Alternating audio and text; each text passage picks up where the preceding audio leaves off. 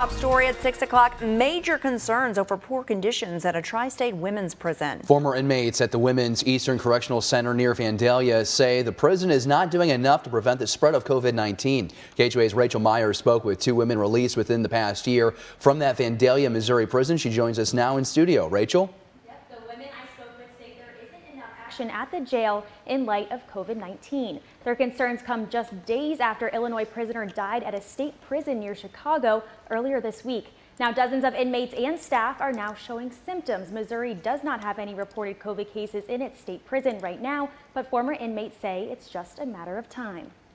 If that coronavirus got into that prison, it would spread like wildfire. Janice Moore experienced the COVID-19 pandemic from inside the prison. She was just released last week. Moore says she fears for other inmates because the prison only just began making changes and they have a long way to go. The place where it's just the worst is the medical facility. Very small, tight, enclosed, and nothing's changed with that. So everybody's sitting like shoulder to shoulder. While she did not notice sick inmates before she left, The nurses are sick. Now, I'm not saying that they have the coronavirus, but they're sick, they're coughing, they're sneezing, and they're dealing with people. this left Moore worried she could pick something up and pass it on to her family when she arrived home. In the dining room, you're very close packed in there. So they're trying to spread them apart. Amy Sherrill is another former inmate. She was released last December. She has a daughter still in the Vandalia prison. I'm sure it's hard for administration there, and I am not in any way trying to downplay what they are trying to do.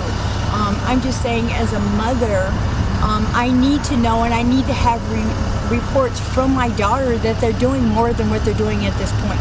The prisons have suspended outsider visits. Sherrill is still able to talk to her daughter on the phone. The Missouri Department of Corrections was not available for an interview, but did provide information via email. Missouri correctional facilities have suspended offender transfers, but neither Moore nor Sherrill's daughter experienced this. They were still bringing in people from the county jail, so they need to stop. They're bringing it from the county jails, and they're bringing it through receiving and diagnostic.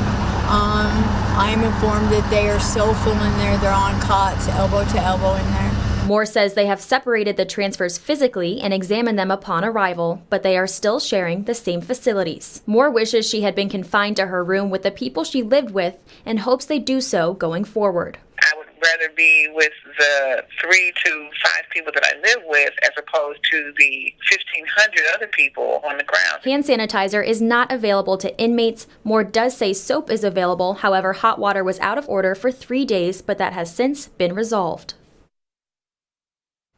The Missouri Department of Corrections has announced on its website that it is screening staff before they enter. And according to Chicago Sun-Times, one offender was hospitalized and tested positive while in the hospital in Missouri. Test results for all other offenders throughout the state have been negative. Live in studio, Rachel Myers, KHQA News.